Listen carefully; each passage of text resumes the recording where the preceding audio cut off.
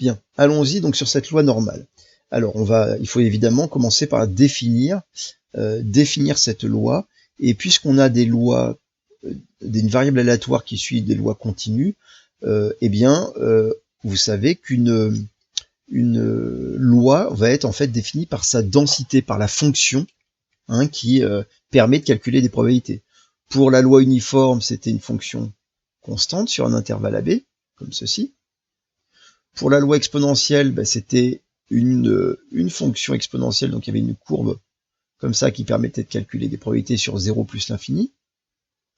À quoi ressemble finalement la courbe et donc la fonction qui va permettre de définir la loi normale. Alors, voici la définition, donc vous l'écrivez. Donc, une variable aléatoire continue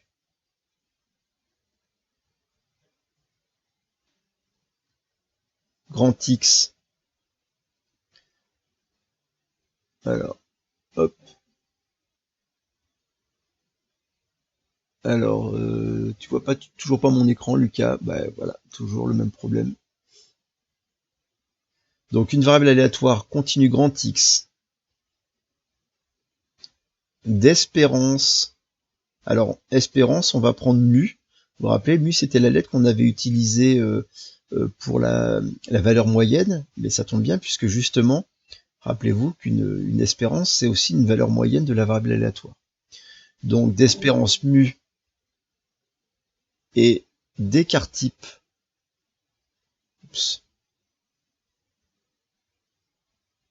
sigma. Donc une variable, donc on connaîtrait l'espérance et l'écart type. On dit qu'elle suit la loi normale. Donc c'est ça qu'on définit. Elle suit la loi normale de paramètres mu et sigma, qui seraient donc les deux paramètres de notre variable aléatoire, si la densité de probabilité, ou sa densité de probabilité,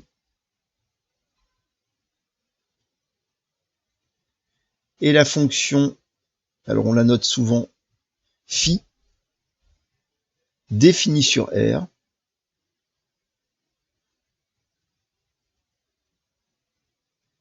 par, alors à quoi ressemble la densité, et vous allez voir qu'elle est assez complexe cette fonction, pour tout x appartenant à R, phi de x, c'est égal à 1 sur sigma fois racine carrée de 2pi multiplié par l'exponentielle de moins 1/2 fois x moins mu sur sigma au carré. Voilà la formule de la densité de probabilité, qui est quand même assez compliquée. Et c'est en fait cette fonction qui va définir la loi normale. Donc je redis, c'est 1 sur sigma fois racine carrée de 2pi. Donc sigma est le paramètre, c'est l'écart type de la variable. Racine de 2pi, c'est une constante.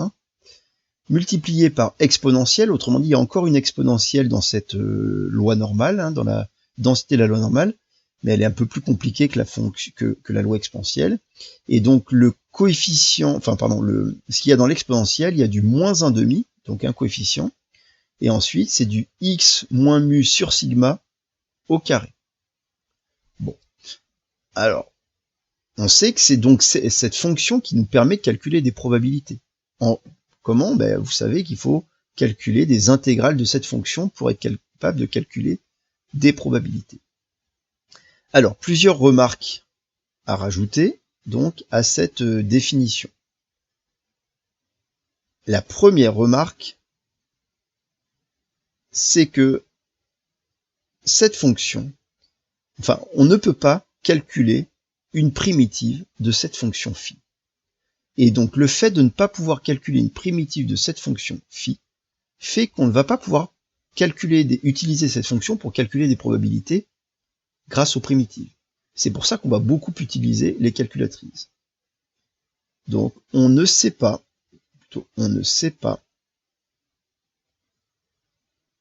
calculer de primitive de phi. Vous vous rappelez que pour la loi exponentielle, en fait, on a trouvé des formules pour calculer la probabilité que x soit supérieur à tel nombre, par exemple, parce qu'on a su faire des primitives de lambda exponentielle moins lambda x. Mais pour cette fonction phi, on va pas être capable. Pourquoi? Ça, c'est une constante multiplicative, 1 sur sigma racine de 2pi. Donc la constante multiplicative, c'est pas ça qui pose problème. Au final, phi, c'est une exponentielle. Alors, si on regarde un peu ce qu'il y a dans l'exponentielle, mu, sigma, c'est des... on s'en fiche, c'est quelque chose qui est... ce sont des constantes, mais il y a un x carré. En fait, ça ressemble à exponentielle de moins 1/2 de x carré, même s'il n'y a pas que du x. Essayez de trouver une primitive de exponentielle de moins 1 de x carré, moins 1/2 de x carré, vous ne pourrez pas. Parce que vous vous rappelez, pour avoir une primitive d'une fonction où il y a de l'exponentielle, il faudrait que la fonction ressemble à u' exponentielle u. Or, le u' qu'on n'a pas devant là, eh ben, puisque petit u c'est un truc en x carré, il devrait y avoir du 2x ici. Autrement dit, il y a du petit x qui nous manque. Il ne nous manque pas seulement une constante, mais il manque une petite fonction qu'on ne connaît pas pour que ce soit le u'. Et ça, on ne peut pas faire apparaître, vous vous rappelez, on ne peut pas faire apparaître petit x comme ça. Donc, on est bloqué. Ça a beau ressembler à u' exponentielle u, ce n'est pas de la forme u' exponentielle u. Et donc, on ne peut pas calculer de primitive de phi. C'est pour ça que on utilisera donc la calculatrice. Et donc aujourd'hui, on va voir comment on l'utilise. Hein, la calculatrice pour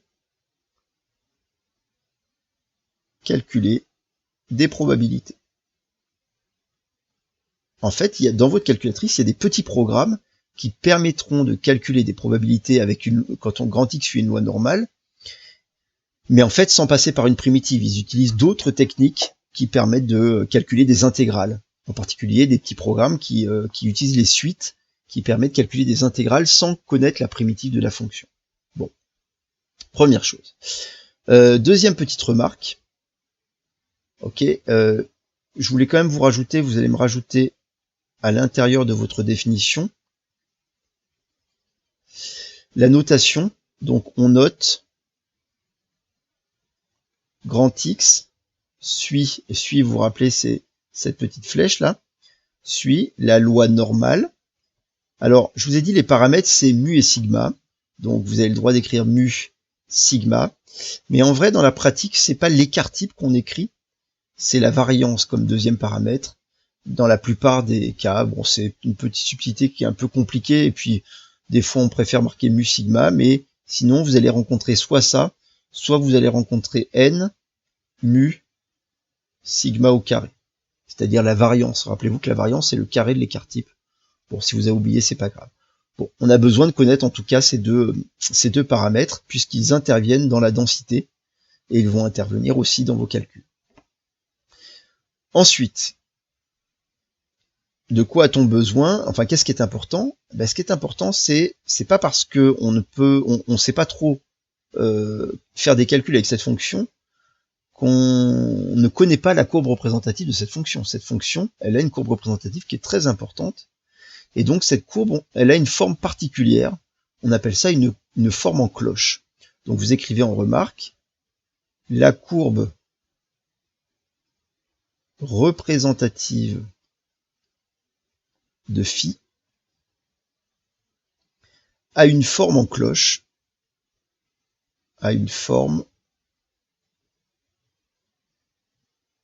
vous mettez entre guillemets en cloche, on appelle ça la courbe en cloche, hein.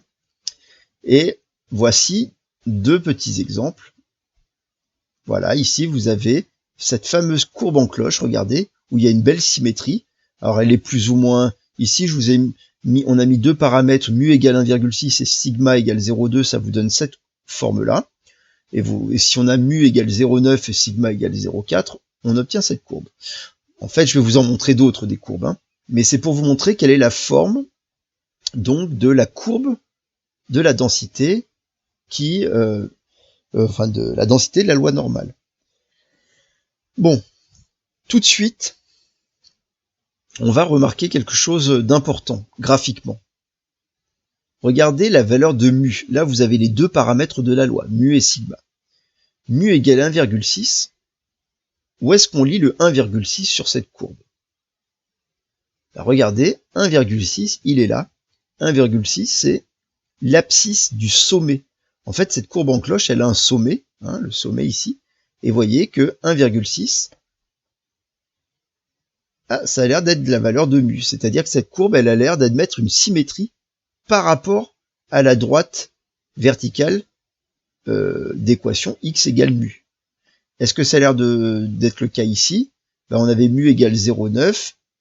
Ici, c'est encore le cas. Regardez, 0,9, c'est bien mu. Donc déjà, graphiquement, le premier paramètre de la loi, il se lit très facilement, puisque c'est l'abscisse du sommet. Donc, on met en remarque. Donc, la courbe admet la droite d'équation x égale mu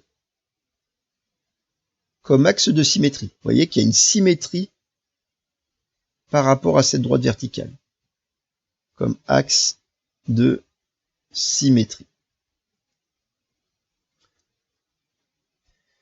Maintenant, regardez, on a ici, bon, ok, on a ça nous donne l'axe de symétrie, mais là, on voit qu'on a deux courbes différentes, une qui est un petit peu plus aplatie, ce serait celle-là. Celle-là, elle monte un peu plus haut, et on dirait que les valeurs sont plus resserrées, d'accord? Cette courbe est plus resserrée autour de son axe de symétrie, alors que là, autour de son axe de symétrie, elle est un peu plus étirée de chaque côté. Qu'est-ce qui les différencie? En fait, ça va être la valeur de sigma. Là, on a sigma égale 0,2 et là, on a sigma égale 0,4. Plus le sigma sera petit, plus il sera proche de 0. Le sigma, c'est l'écart type. Plus vous aurez une courbe qui est étirée vers le haut, c'est-à-dire que la courbe est resserrée autour de mu. Mais ça, on le savait parce que l'écart type, rappelez-vous que c'est un paramètre qui indique à quel point la série est étirée ou resserrée. Hein, c'est un paramètre de dispersion. Plus sigma est grand, plus la série est dispersée, la série des valeurs de grand X, et donc plus votre courbe est étirée, ça paraît relativement logique. Bon. Autre remarque, alors on peut quand même on va quand même l'écrire. Donc plus sigma, c'est presque une propriété, mais nous on peut pas le démontrer. Plus sigma est proche de 0, plus la courbe est resserrée autour de son axe de symétrie.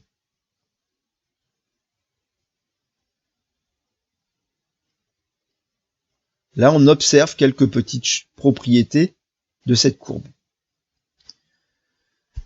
Je vous expliquerai pourquoi on appelle ça la loi normale. Dernière remarque, puisque c'est une densité de probabilité, vous vous rappelez que pour être une densité de probabilité, la fonction doit avoir trois propriétés. Elle doit être continue. Bon, la courbe là, elle est bien en un seul morceau, il n'y a pas de saut, etc. Elle est bien continue. Elle doit être positive.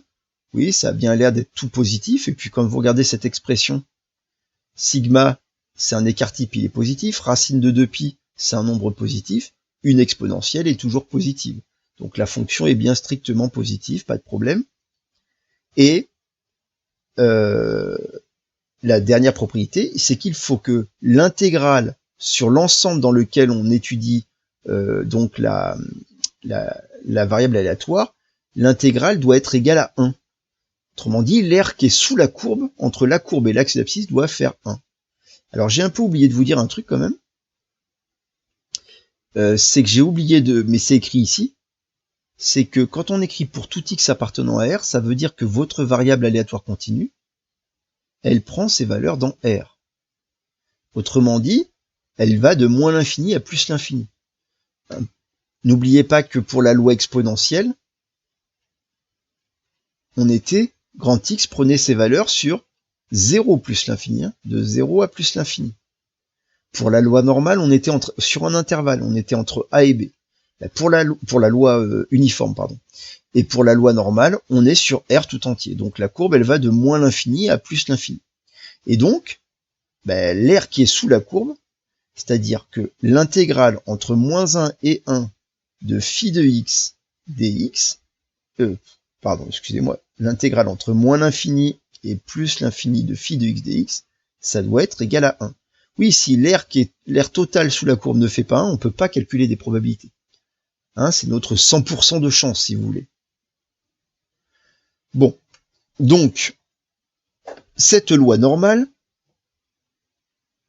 elle est définie par une fonction assez compliquée, et elle est représentée par une densité qui est une courbe en cloche. Pour l'instant, c'est à peu près tout ce qu'on a besoin de savoir. Ce qu'il faut savoir, c'est que c'est quasiment la loi qui est la plus utile, la loi normale, la loi de probabilité, parce que c'est celle qui va modéliser le plus de phénomènes naturels. C'est pour ça qu'on appelle ça la loi normale. Alors pourquoi ? Parce que, globalement, quand on s'intéresse à une variable aléatoire, il y a de grandes chances que la plupart des valeurs soient centrées, soient autour de ma moyenne. Mu, c'est la valeur moyenne. Et donc, globalement, il y a ça signifie, quand on a un phénomène qui suit une loi normale, ça veut dire qu'il y a beaucoup de valeurs qui sont autour de la moyenne, et il y a peu de valeurs extrêmes. Peu de valeurs très très grandes, peu de valeurs très très petites. Voilà ce que raconte une loi normale. C'est un peu comme si je m'intéressais, par exemple, à la taille des élèves on va dire la taille des élèves de 15 ans en France. Il y a énormément d'élèves qui ont 15 ans en France, on s'intéresse à leur taille. On va avoir une taille moyenne. Cette taille moyenne, on va dire, je sais pas moi, si je prends l'ensemble des élèves filles de 15 ans, la taille moyenne, elle est peut-être de 1m60. Et donc, il va y avoir beaucoup de filles en France qui ont une taille à 15 ans, entre 1m55 et 1m65. Autrement dit, si je choisis au hasard une fille dans les filles de 15 ans en France, j'ai une forte probabilité que sa taille soit entre 1m55 et 1m65. J'ai peu de chances, qu'en choisissant au hasard une fille dans la population des filles qui ont 15 ans en France, que sa taille soit d'1m90 ou que sa taille soit d'1m25. Les extrêmes sont peu représentés et il y a beaucoup de valeurs autour de la valeur moyenne. La plupart des phénomènes naturels suivent une loi normale. D'accord ? C'est pour ça que c'est celle qui va intervenir dans énormément de problèmes, qui sont des problèmes où on cherche finalement à avoir beaucoup de valeurs autour d'une valeur moyenne. Voilà. Bon, alors, qu'est-ce qu'on va nous demander de faire dans ce chapitre, dans ce paragraphe sur la loi normale, puisqu'on ne peut pas faire de calcul à la main. Vous allez voir, ça va être très simple. On va utiliser la calculatrice. Je vais vous montrer comment. Alors, prenons ce petit exemple. Donc, notez-le, s'il vous plaît. On vous dit, une machine remplit des boîtes. La masse de produit dans une boîte suit une loi normale de moyenne 201 grammes, d'écart type 1,5 g. Donc là, ça signifie que c'est une machine qui remplit, ça veut dire que son objectif, évidemment, c'est sûrement d'avoir des boîtes qui pèsent 201 grammes. Mais il y a des petits défauts dans la machine et donc ça varie un petit peu. Mais évidemment, ça varie un petit peu, on tombe pas toujours sur 201 grammes, on tombe autour. Mais il va y avoir peu de chances que la machine, tout d'un coup, elle mette 300 grammes ou qu'elle le remplisse avec 100 grammes. Les extrêmes vont être très très peu représentés. Bon, donc On imagine que ça suit la loi normale, on ne veut pas le démontrer, on imagine que statistiquement ça a été prouvé que ça correspondait à une loi normale où la moyenne c'était 200 grammes et que l'écart type qui modélise la dispersion c'est 1,5 g. On nous demande de calculer la probabilité que la masse du produit soit comprise entre 199 grammes et 203 grammes. Autrement dit, grand X suit la loi normale de paramètres 201 1,5. Moi, j'écrirai que sigma, hein, j'écrirai pas sigma carré, je mets donc 1,5. Et on me demande de calculer la probabilité que grand X soit compris entre 199 et 203 grammes. Voilà. Et bien là, on n'a pas de formule. Donc pas la peine d'essayer de faire des intégrales, ni de trouver des formules. C'est pas évidemment les exponentielles moins lambda A, moins exponentielle moins lambda B, ça c'était valable que pour la loi exponentielle. Mais il va falloir utiliser la calculatrice pour le calculer. Donc, prenons notre calculatrice et regardons ce qu'il faut faire. Alors, donc j'ai que l'émulateur Casio, donc il faut, pour ceux qui ont des TI, là, les deux élèves de la classe qui ont des TI, bah, il va falloir que vous retrouviez un petit peu comment on fait, mais ça se fait très bien aussi avec vos TI. Donc, pour ceux qui ont des Casio, vous allez aller dans Menu. C'est bon, les calculatrices sont allumées, là, je vous attends. Peut-être que vous n'aviez pas eu le temps de tout noter, donc je vous laisse un peu le temps de noter quand même. Vous avez le droit de me dire, attendez, là, je suis en train d'écrire et je suis en retard. Hein.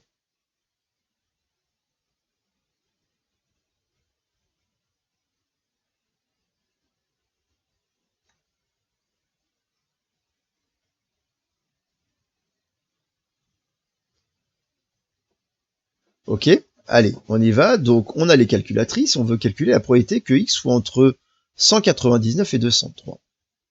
Ah, j'ai perdu. Pardon. Voilà. Donc, vous allez dans Menu.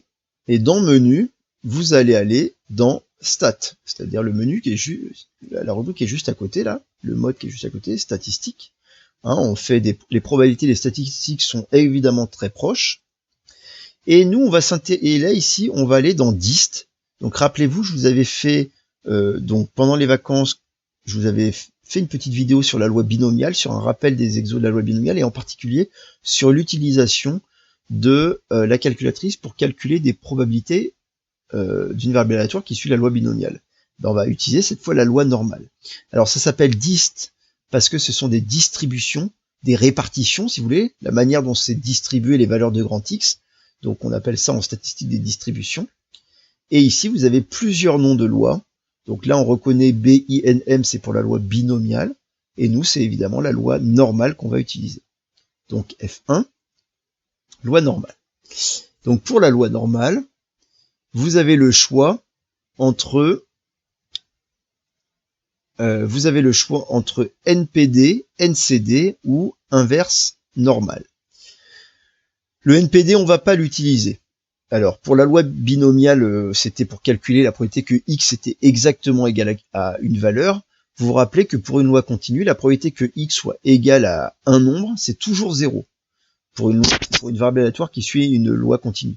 Autrement dit, on n'a jamais besoin de calculer la probabilité que x soit exactement égal à une valeur particulière. Donc, ce sera toujours pour la loi normale, le NCD qu'on va utiliser, et inverse normale qui sert à autre chose, mais je vous montrerai après. Donc on appuie sur NCD, donc c'est F2. Ici, on nous propose data, donc dans data, vous allez mettre var, donc pas liste, hein, on va utiliser, nous, la variable. Je vous avais appris pour la loi binomiale à utiliser liste, ça c'était quand on voulait qu'il nous calcule carrément toute la loi binomiale d'un seul coup et qu'il nous les mette à l'intérieur d'une liste ensuite. Donc là, pour nous, c'est différent. Pour la loi normale, on veut seulement calculer la probabilité que grand X soit entre 199 et 203. Donc, regardez. On nous propose plusieurs choses. Lower, upper, sigma, mu. Donc, on va compléter d'abord sigma et mu. Sigma, c'est l'écart type. Donc là, ici, l'écart type, dans l'exemple, c'est 1,5. Donc, 1,5. Mu, c'est le premier paramètre de la loi, même si, attention, il est écrit en deuxième dans ce menu-là. Donc, mu, c'était la moyenne, et la moyenne, c'est 201 grammes. Hein? Rappelez-vous que l'espérance et la moyenne, c'est la même chose. Voilà. Donc là, on a rentré les deux paramètres de la loi, mais maintenant, il faut qu'on lui indique ce qu'on voudrait qu'il nous calcule. Et regardez, ici, on voudrait que grand X, la probabilité que grand X soit entre 199 et 203. C'est tout un intervalle. Hein. Et ben, vous devez rentrer la valeur 199, c'est notre valeur lower, ça veut dire que c'est la plus petite valeur de l'intervalle. Donc là, on va mettre 199. Et dans upper, évidemment, on va mettre 203. Donc c'est extrêmement facile à utiliser. Et une fois que vous avez fait ça, c'est pas la peine de sauvegarder le résultat dans la liste. Donc là, je vais mettre none, save résultat, non, et result plutôt. Et voilà ce qui se passe quand on vous donne, voilà ce qui s'affiche. Donc s'affiche P, c'est lui qui nous intéresse. Hein, vous laissez tomber ces valeurs-là pour l'instant. Donc P, c'est égal à 0,817576. Je vais prendre 8176. Donc je viens de trouver que la probabilité que X soit entre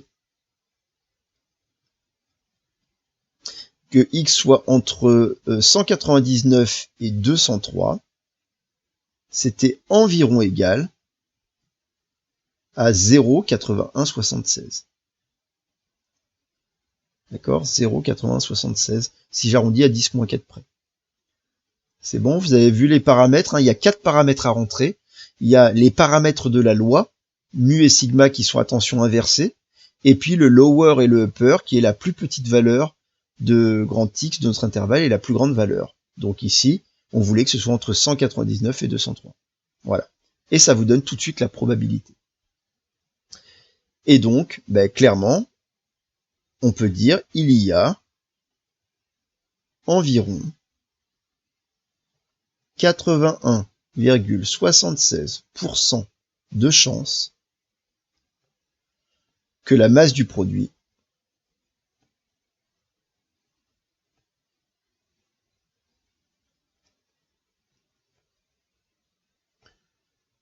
soit comprise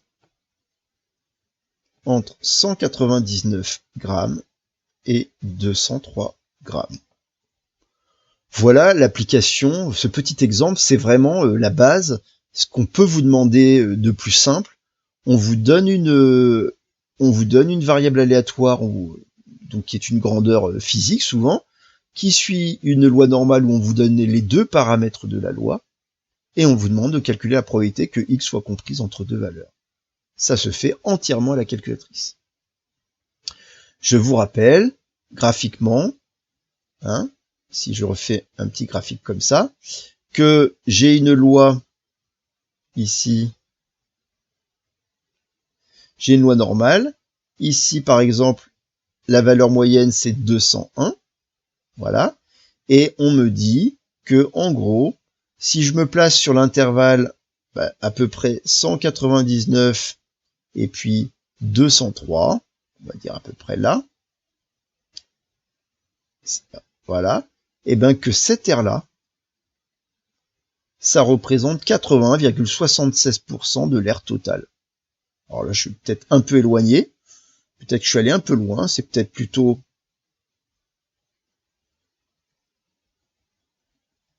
Voilà, on est plutôt, peut-être 199 doit plutôt être par là, et puis 203, c'est son symétrique, doit plutôt être par là. Bon, j'ai pas beaucoup changé d'ailleurs. Allez, j'en mets un peu, encore un peu, je resserre un petit peu. 199, et puis 203. Voilà. Bref. Et donc, on a à peu près cette aire-là, qui vaudrait donc, plus de 80% de l'aire totale. Voilà ce que ça raconte. Ça va? Pour ce premier exemple. Alors, je voudrais vous montrer que sur GeoGebra, hein, que vous pouvez installer si vous ne l'avez pas installé, il y a un module de probabilité qui est très agréable à manipuler quand on a besoin de manipuler des lois de probabilité. Donc, allons-y. Alors, là, je l'ai lancé tout de suite, mais je vais vous remontrer. Hop. on va recommencer. Donc quand vous ouvrez GeoGebra, donc vous arrivez sur cette fenêtre-là, voilà, et vous allez dans affichage, et dans affichage, il y a ici dans l'onglet affichage, vous avez un calcul de probabilité. Donc un menu calcul de probabilité, vous cliquez dessus. Alors moi je suis directement sur la bonne loi. Ici, ça vous ouvre une fenêtre où vous allez pouvoir choisir dans ce menu déroulant plusieurs lois possibles. Si je choisis la loi exponentielle, hop, j'obtiens, on reconnaît la courbe de la courbe de la densité de la fonction de la loi exponentielle. Et avec ça, je vais pouvoir calculer des probabilités. Pourquoi? Parce que en dessous, je ne sais pas si vous voyez bien, c'est pas trop petit, on vous dit, je peux choisir des valeurs, la probabilité que x, par exemple, si j'ai envie de choisir, alors je choisis d'abord, le paramètre de lambda, donc si je prenais lambda égale, je sais pas moi, 5, voilà, j'ai pris lambda égale 5, et je peux choisir la probabilité que x soit entre 0,1 et puis 0,3. Voilà. Et regardez, quand je fais ça, la probabilité que x soit entre 0,1 et 0,3, ça m'affiche la petite portion sous la courbe, et ça me donne ici le résultat qui me dit que c'est 0,3834, ça veut dire qu'il y a à peu près 38% de chances que ma variable aléatoire prenne des valeurs entre 0,1 et 0,3. Donc, pareil, ça c'était ma loi exponentielle, mais vous voyez que tout en haut, il y a la loi normale, on reconnaît aussi la loi binomiale ici, puis vous voyez qu'il y a plein d'autres lois, hypergéométriques, Poisson, Pascal, log normal, etc. Et donc, nous, il n'y en a pas beaucoup, on n'en a que 2 qui sont dans notre programme, il y a la loi exponentielle et puis la loi normale. Donc la loi normale, vous revoyez cette courbe en cloche, on va choisir les valeurs de mu et de 1 et de sigma, donc mu c'était 201, et sigma c'était 1,5. Donc vous rentrez vos valeurs, et puis on se posait la question, quelle est la probabilité d'être entre 199 et 203? Ça correspond donc à cette aire en bleu là qui s'affiche, et on vous dit la probabilité est d'environ 0,8176, exactement ce qu'on avait trouvé avec la calculatrice. D'accord? Voilà. Bon. Donc, on n'oublie pas de se dire peut-être que c'est pas mal aussi de visualiser sur GeoGebra, de pouvoir bouger. Surtout que ce qui est intéressant, c'est que là, vous pouvez même bouger, regardez, les valeurs. On va même vérifier que ça fait 1 quand on couvre toute la courbe. Donc je vais aller le plus loin possible ici, puis le plus loin possible là. Alors, regardez, il me dit la probabilité c'est égal à 1. Alors même si je suis pas allé au fond, en fait, la probabilité d'être au-delà de ces valeurs-là, elle est quasiment nulle. Donc quand on arrondit, ça fait 0. Ok. Bref, c'est très maniable, donc c'est plus maniable qu'à la calculatrice. Mais bon, la calculatrice, l'intérêt c'est qu'on l'a toujours avec nous quand on a les exos de maths à faire, donc c'est vrai qu'on l'utilise plus facilement. Voilà. Qu'est-ce que je voulais vous dire d'autre? Alors oui, peut-être qu'on pourrait regarder aussi autre chose, c'est-à-dire, donc on revient dans dist, loi normale, voilà, la loi normale, et je vous ai, donc là, nous on a utilisé NCD. NCD, c'était donc pour calculer des probabilités quand on connaît les paramètres de la loi, d'accord, et on veut calculer la probabilité que x soit entre deux valeurs. Alors oui, il y a plusieurs choses à dire. Première chose, je vais revenir dans ma partie cours, et on va compléter, je vais revenir, c'était là. Donc, je vais me poser une autre question. On va rajouter une question dans notre exemple, ce sera à mon avis le plus simple à faire. Et si on voulait savoir quelle est la probabilité que x soit plus grand, strictement plus grand si on veut, ou supérieur ou égal à 198,5. Comment faire pour calculer ça?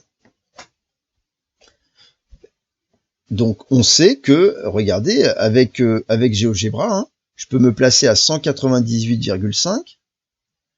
Ok, même pour être précis, je le note, 198,5. Et puis si je m'intéresse à la probabilité que x soit plus grand que 198,5, bah, je vais essayer de prendre, qu'est-ce que je vais faire? Bah, je vais avancer jusqu'à plus l'infini. Alors en vrai, là, ma fenêtre d'affichage s'arrête à 208,5, donc j'arrive ici. Et il m'annonce 0,9518. Ça veut dire 95% de chance qu'on soit entre ces deux valeurs-là. Et moi, je veux aller jusqu'à plus l'infini. Oui, mais on sait qu'au-delà, vu la forme de la courbe, la probabilité, elle est négligeable d'être au-delà de 208,5. Et en fait, c'est exactement pour cette raison que dans la calculatrice, pour calculer la probabilité que x soit plus grand que 198,5, on va aussi utiliser NCD, donc F2, et on va, en lower, vous allez mettre 198,5, et en upper, vous pouvez pas mettre plus l'infini, parce que plus l'infini n'est pas un nombre. Et une calculatrice, elle n'a pas eu de toute façon une mémoire infinie, elle doit devoir s'arrêter à une valeur. Bah, il suffit de prendre un grand nombre, par exemple, vous pouvez prendre 10 000, et en gros, il va vous calculer la probabilité que votre variatoire soit entre 198,5 et 10 000. Donc ça va vous donner une valeur approchée, mais on s'en fiche, parce que de toute façon, ça vous donne que des valeurs approchées, c'est quasiment ces calculatrices. Et au-delà de 10 000, la probabilité que ma variable aléatoire prenne des valeurs au-delà de 10 000, elle est nulle. Il n'y a rien, c'est plus que négligeable. On doit être peut-être de l'ordre de 10 moins 20 ou 10 moins 100, donc c'est-à-dire rien du tout. Ok, donc, il suffit de faire ça, on exécute, et il nous trouve 0,9522. Et donc ça, c'est une très bonne approximation de la probabilité. Donc, dans notre cours, on a trouvé 0,9522. Donc, 9522, c'est-à-dire 95,22% de chance. Et on utilise, c'est dans les deux cas, on utilise la touche NCD. Mais dans ce cas-là, dans upper, vous mettez un grand nombre pour upper, puisqu'on ne peut pas mettre plus l'infini. Ben, moi, j'ai mis 10 000. Vous voyez que 10 000, c'est suffisant. Ne mettez pas 100 000 ou 1 million, puisque, en fait, le problème, c'est que votre calculatrice, elle risque de mettre beaucoup plus de temps pour faire tous les calculs. Donc, 10 000, ça marche. Vous avez vu, c'est très rapide. Si 10 000, d'ailleurs, c'est moi, comme c'est l'émulateur, des fois, il va beaucoup plus vite parce qu'il utilise la mémoire de l'ordinateur. Mais pour vous, pour la calculatrice, 10 000, c'est peut-être un peu trop. Vous pouvez mettre 1000, de toute façon, ça pose pas de problème. Alors, tout va dépendre, évidemment, avec quelle valeur on travaille. Là, on a une loi normale de paramètres de moyenne 201 et d'écart type 1,5. Donc, quand on est au-delà de 1000, de toute façon, la courbe, elle est complètement écrasée au sol. Il y a presque plus d'air entre la courbe et l'axe-abscisse. En tout cas, c'est complètement négligeable. Bien. Quel est le troisième cas? Le troisième cas, c'est si on me demandait quelle est la probabilité que x soit plus petit que 197. Ça voudrait dire quelle est la probabilité que quand je choisis au hasard une boîte, la masse de produit dans la boîte soit inférieure à 197 grammes. C'est encore la calculatrice qui nous permet de le calculer. C'est encore la touche NCD. Donc, dans distribution, F5, loi normale, NCD, je fais encore NCD. Ok. Je mets mes paramètres de la loi 1,5201, c'est les mêmes puisque j'ai le même problème. Et qu'est-ce que je vais mettre en lower et en upper? Puisque x doit être plus petit que 197, ça veut dire que le upper, c'est 197.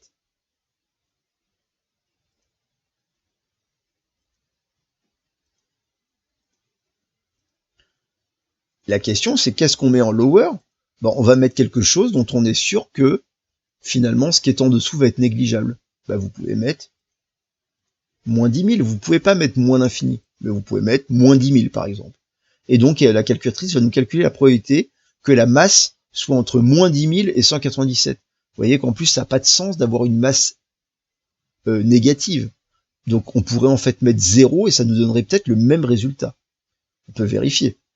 Donc là, Mais en fait, vous pouvez vous dire à chaque fois, vous mettez plus 10 000, moins 10 000, quasiment tout le temps, pour presque tous les problèmes, ça va suffire. Alors, regardez ce qu'on trouve. P égale 3,83, 10 puissance moins 3. Donc, on a trouvé 3,8, 10 puissance moins 3. Et donc ça, en écriture décimale, c'est 0,0038.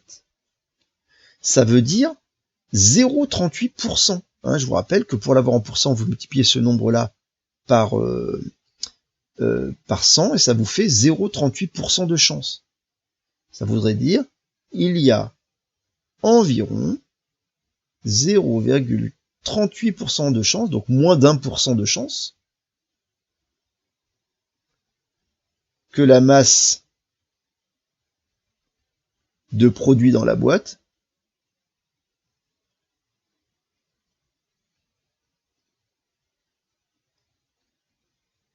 soit inférieure à 190 grammes.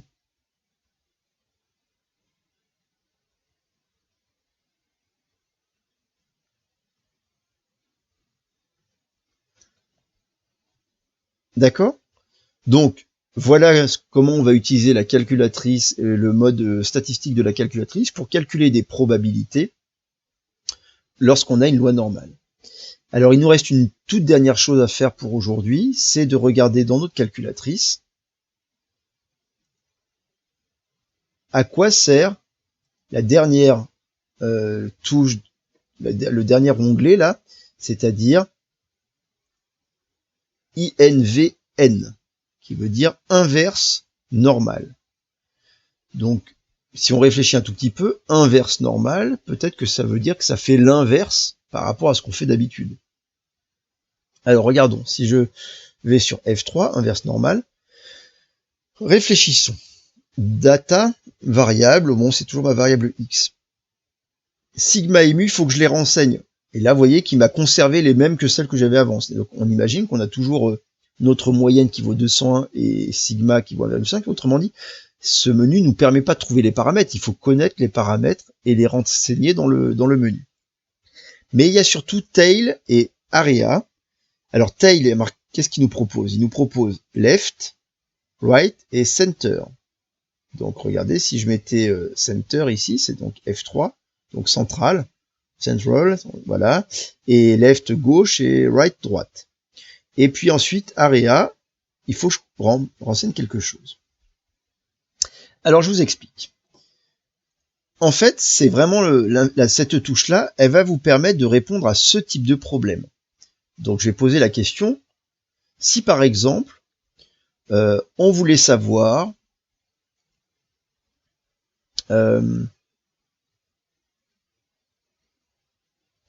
j'essaie de le...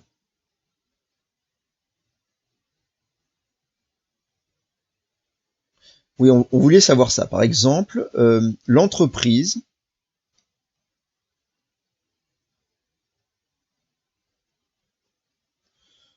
souhaite, par exemple, retirer les 20% des boîtes, les 20% des boîtes qui ont la masse la plus importante, la masse de produits la plus importante. Voilà. La question, ce serait à partir de quelle masse de produits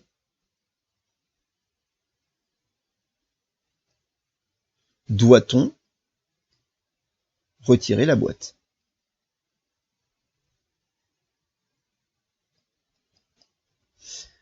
Réfléchissons d'abord graphiquement. Graphiquement, donc, j'ai ma courbe en cloche qui représente ma loi normale, donc je vais essayer d'en reproduire une là. Voilà. Ok, il y a toujours 201 ici. Et puis il y a toujours 1,5, c'est sigma égale 1,5. Ça n'a pas changé.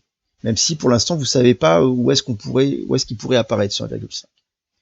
On sait que on voudrait regarder cette fois on aimerait bien que, on sait qu'ici, il y a une certaine valeur qui est inconnue, telle qu'il y a 20%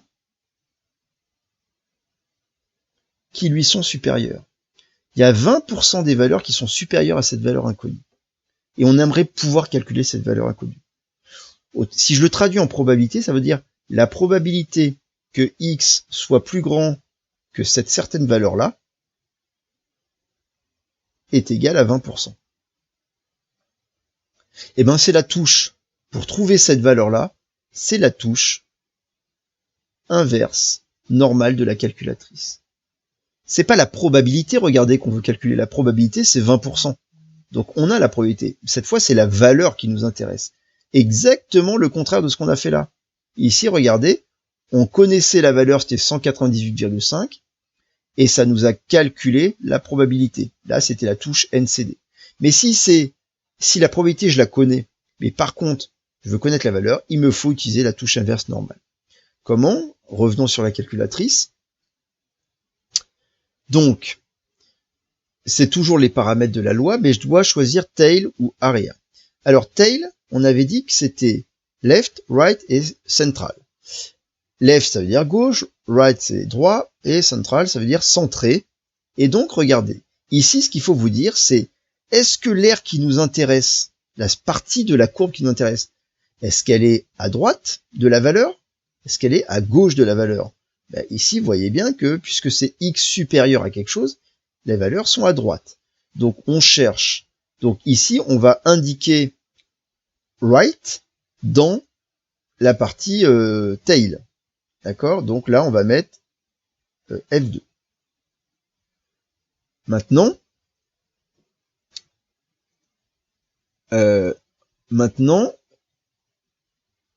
la question qui était posée, c'était qu'est-ce qu'on met dans area? Eh bien, area, en fait, c'est l'aire. Ici, ça correspond à l'aire qui est sous la courbe. Quelle est cette aire sous la courbe? Mais l'aire, vous vous rappelez, c'est la probabilité. Autrement dit, l'aire, elle vaut exactement 0,2. Donc, là où il nous indique area, en fait, c'est la probabilité souvent qui est demandée. Donc, 0,2. Et donc, il va nous calculer la valeur telle que il y a 20% de chance d'être à droite de cette valeur. Voilà ce qu'il faut compléter. Ça nous donne donc, il nous trouve 202,26. Autrement dit, la valeur qui est ici, c'est 202,26. Donc, l'inverse normale nous donne 202,26. La conclusion, c'est que la probabilité que x soit supérieur à 202,26 est égale à 0,2, 20%. Et ça veut dire que, en gros, on vous disait à partir de quelle masse de produit doit-on retirer la boîte. Et donc, on doit retirer la boîte à partir de 202,26 grammes de produit. C'est pas une probabilité qui était demandée, c'était une valeur de la variable aléatoire qui était demandée. C'est pour ça qu'on appelle ça la touche inverse normale, puisque c'est à partir de la probabilité, c'est la valeur de la variable aléatoire qui nous intéresse. Ok? Alors pourquoi il y avait, donc right, vous avez vu, c'est l'aire est à droite. Si je vous avais demandé P de x inférieur à, ce serait à gauche. Et pourquoi ça peut être centré? Ben, c'est par exemple si on vous disait, si c'est ça qu'on voulait, la probabilité que x soit compris entre moins t et t, et c'est t que l'on cherche, hein, c'est le même t que l'on cherche ici. On voudrait savoir entre quelle valeur et quelle valeur doit se trouver la variable aléatoire pour que la probabilité qu'elle s'y trouve soit égale, je sais pas moi, à 0, allez, mettons 0,6. Ça signifie que dans avec ma loi normale, là, ma répartition de ma loi normale,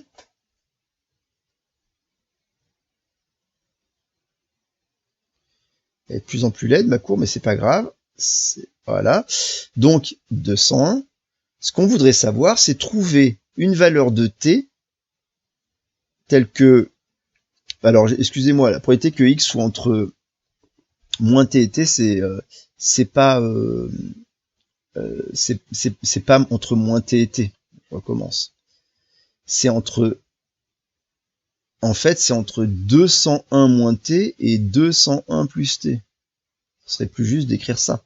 C'est-à-dire, là c'est 201 moins t, et puis là c'est 201 plus t. C'est un intervalle qui doit être centré autour de 201. Donc on rajoute une valeur ou on l'enlève ici.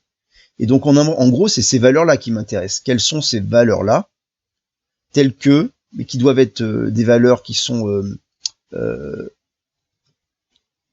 donc de part et d'autre de 201, de mon espérance, telles que cette aire-là, l'aire qui est dans cette partie-là, soit égale à 0,6, telle que la probabilité d'être entre ces deux valeurs soit égale à 0,6. Donc qu'est-ce qu'on fait? Dans la calculatrice, on revient en arrière. Cette fois, on va mettre tail, on va mettre central, donc le 3. Central, hein, si on le fait en anglais. Sinon, votre prof d'anglais va me tuer. Et donc, pour l'air, vous allez mettre, c'était la probabilité, on voulait 0,6. Vous voulez qu'il y ait 60% de chance d'être entre les deux valeurs. Et regardez ce qui est affiché. On nous dit que, en gros, les 60% des valeurs les plus centrales sont entre 199,7 et 202,26. On peut mettre 199,7 et 202,3. Donc, ici, on a trouvé que la probabilité d'être entre, c'est environ, hein, d'être entre 199,7 et 202,3 vaut bien 0,6. Voilà à quoi sert la touche inverse normale. On va s'arrêter là, mais sur GeoGebra, en fait, vous voyez bien que vous pouvez faire du test. C'est-à-dire, moi, j'ai 201, je voudrais arriver à 50% central. Alors c'est du bidouillage, hein, parce que vous pouvez pas choisir cette valeur. Je crois pas qu'on puisse, il faut que je vérifie si on peut le faire. Et malheureusement, je crois qu'on peut pas, choisir le 0,6, c'est bizarre. Ah si, pardon, on peut le choisir. Voilà, comme ceci. Il faut cliquer là. En cliquant ici, ouais, alors il les met pas tous. Il le met que pour ces deux-là. Pour le central, je peux pas choisir la valeur. Bon, c'est pas grave.